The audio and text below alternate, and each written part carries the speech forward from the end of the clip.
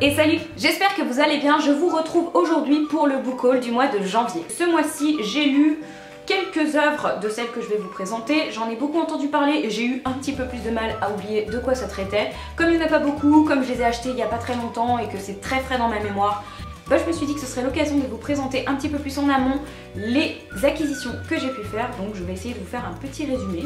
Je vais donc arrêter mon blabla et on commence tout de suite. Je vous disais donc que j'ai été très raisonnable ce mois-ci, encore une fois. Alors d'accord, j'ai acheté un petit peu plus de livres qu'en décembre, puisque souvenez-vous, je n'en avais acheté qu'un seul. Là, cette fois-ci, j'en ai acheté 5. J'ai acheté 5 livres ce mois-ci, les voici, dont une BD. Descendre pas plus bas, c'est pas grave, c'est un livre de cours, je m'en fous. J'ai donc acheté 5 œuvres, dont 2 obligatoires pour mes études, ce qui fait plutôt une bonne moyenne, je trouve en tout cas. Et j'arrête de parler et on va présenter ça tout de suite. Pour commencer, je vous présente les livres de cours, les livres indispensables pour ma culture générale et mes études, qu'on m'a obligé à acheter et donc à lire, malheureusement. Ou heureusement, je sais pas trop encore. J'ai dû faire l'acquisition de El Libro de Arena de Jorge Luis Borges. Et c'est édité chez Folio, je l'ai pris en bilingue parce que je suis un peu une tricheuse en ce moment, voilà. C'est tellement compliqué que je me dis que le bilingue ça peut être pas mal, n'est-ce pas? Pour ceux que ça intéresse, El Libro de Arena, à ce que j'ai compris, parce que je ne l'ai pas encore lu bien sûr, c'est un recueil de nouvelles un petit peu saugrenues puisque Borges en règle générale était un auteur un petit peu spécial qui a d'ailleurs beaucoup travaillé dans ses œuvres le thème de la recherche de soi, voilà, de la dualité, enfin bon bref, je suis pas là pour vous faire mon cours, hein, n'est-ce pas? Mais c'est des nouvelles donc je ne sais pas encore si c'est difficile à lire mais vu ce que m'ont dit mes camarades, apparemment c'est pas le top, donc si vous avez envie de vous lancer dans une lecture en espagnol, je ne vous le conseille pas pour tout de suite, ou alors prenez-la en bilingue, hein, comme moi quoi. La deuxième œuvre que j'ai dû acheter pour les cours et que je suis d'ailleurs en train de lire en ce moment et qui me fait suer, mais c'est pas possible, moi la contrainte, ça, je marche pas à la contrainte, bref, on s'en fout, je suis pas là pour dire ça, n'est-ce pas? Il s'agit d'El Misterio de la Cripta Embrujada de Mendoza, que j'ai ici dans la collection, dans les éditions Bouquet, voilà, donc c'est un livre en espagnol. Voilà, donc là, c'est encore une fois un classique, puisque Mendoza est un auteur très famoso. Là, on va suivre les aventures d'un narrateur inconnu, d'un personnage principal anonyme, puisque on ne sait pas du tout comment il s'appelle, on ne comprend pas très bien qui il est, c'est... Voilà, Mendoza a choisi de garder un petit peu le mystère. Il fait partie d'une série de 4 œuvres qui reprend un petit peu le même principe du protagoniste qu'on ne connaît pas, on ne sait pas qui c'est, on sait juste qu'il est un petit peu étrange, voire même un petit peu fou. On va donc suivre ce personnage principal au cours d'une enquête, puisqu'il va être chargé de retrouver la trace d'une jeune fille qui a été kidnappée, ou en tout cas qui a disparu, on ne sait pas trop où elle est passée, cette petite jeune fille qui vit dans un internat à Barcelone en Espagne. Je n'en sais pas vraiment plus pour l'instant, mais c'est une enquête policière sur fond un petit peu de burlesque, d'humoristique. À savoir qu'encore une fois, ce n'est pas une œuvre très simple à lire. Je ne vous la conseille donc pas du tout si vous avez l'intention de vous lancer pour la première fois dans la lecture du VO espagnol. C'est pas le plus simple. Non. Ce mois-ci, j'ai fait l'acquisition de Rue Farfadet de Raphaël Albert, qui est un livre de fantasy publié chez Helios Menemos. Alors Rue Farfadet, qu'est-ce que c'est? Eh bien c'est le premier tome d'une trilogie.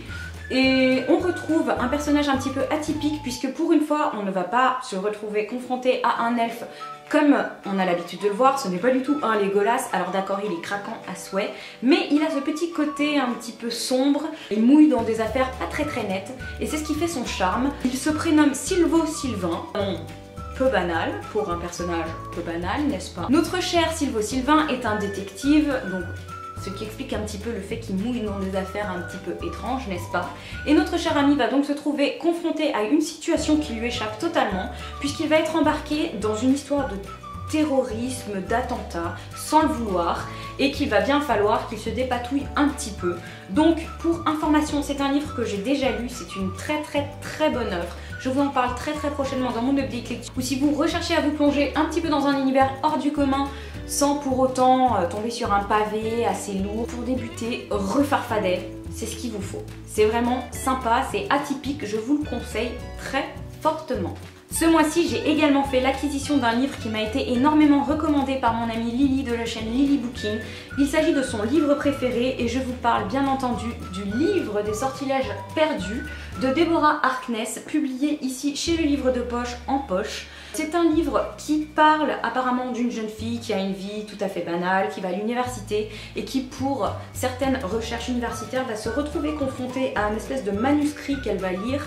En lisant ce manuscrit, elle va découvrir un secret voilà, qu'elle aurait peut-être mieux fait de ne pas découvrir apparemment, puisque ça va la mettre sur la route de certaines créatures assez étranges et qui veulent sa peau en gros. Merci. Donc, je n'en sais pas plus. Ce mois-ci, j'ai également fait l'acquisition d'une BD que j'ai déjà lue et que je vous ai déjà présentée sur Instagram. C'est une vraie merveille. C'est une BD qui m'a été conseillée par mon libraire, qui est très bon goût en fait. C'est chiant, limite c'est chiant parce que voilà, hein, des fois j'aimerais bien lui dire ouais c'était nul. Oh non, j'y arrive pas, j'y arriverai un jour, je l'aurai.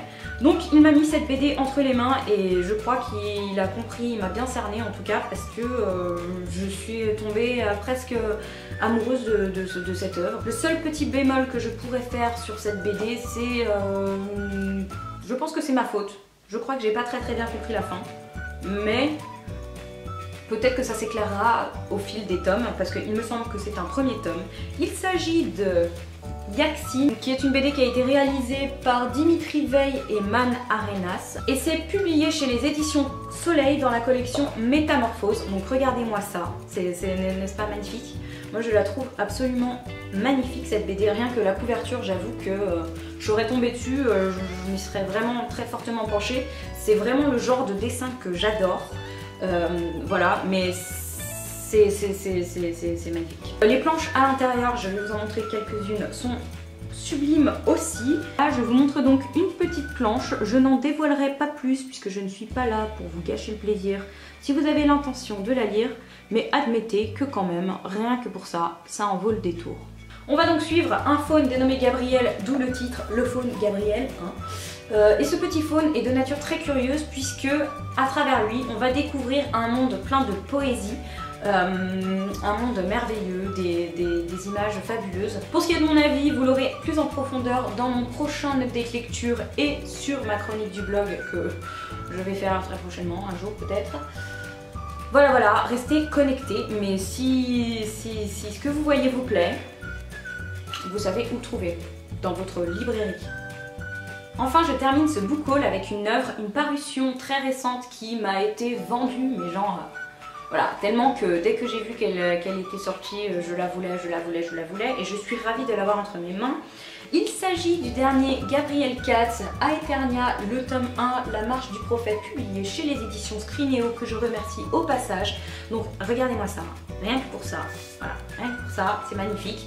Également, je vous l'avais présenté sur Instagram, notamment, ou sur Twitter. J'ai beaucoup entendu de bien de Gabriel Katz. C'est vrai qu'apparemment, c'est un pilier de la littérature fantasy de ces dernières années. Et j'ai vraiment hâte de découvrir son univers.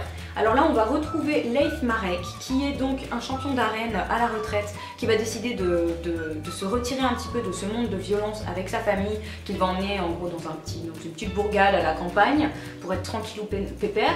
Et il se trouve que malheureusement pour lui, à ce que j'ai compris, il va y avoir une espèce de guerre des cultures, peut-être pas des cultures, mais des cultes religieux j'imagine, qui va exploser dans la bourgade qu'il avait choisie. Et il va donc se retrouver, encore une fois, mêlé à des histoires un peu violentes, malgré le fait qu'il soit parti de la capitale ou de je ne sais où pour justement éviter cette violence. Voilà, c'est tout ce que je sais pour l'instant. J'en ai entendu vraiment beaucoup de bien. Les premières critiques qui ont été faites sur cette œuvre sont juste vraiment trop bonnes. Donc j'ai vraiment trop hâte de le commencer. À vrai dire, il y a tellement d'enthousiasme avec ce livre que ben voilà, moi j'ai envie aussi. Moi aussi je veux découvrir. Voilà. C'est donc déjà tout pour ce book haul. Sinon, si vous avez déjà lu les œuvres que je viens de vous présenter, comme d'habitude, n'hésitez pas à m'en parler. Si vous avez des suggestions de lecture aussi pour les mois qui viennent, pareil, n'hésitez pas. Si vous avez des demandes particulières ou quoi que ce soit. Comme d'habitude, je vous souhaite de très belles lectures. Je vous dis à très vite pour une prochaine vidéo. Je vous fais de gros bisous. Ciao! J'espère que vous allez bien, je vous retrouve aujourd'hui pour un update lecture. Je tiens à vous informer que vous vous apprêtez à visionner un update lecture du tonnerre, puisque il y a beaucoup de coups de cœur dans cette update lecture.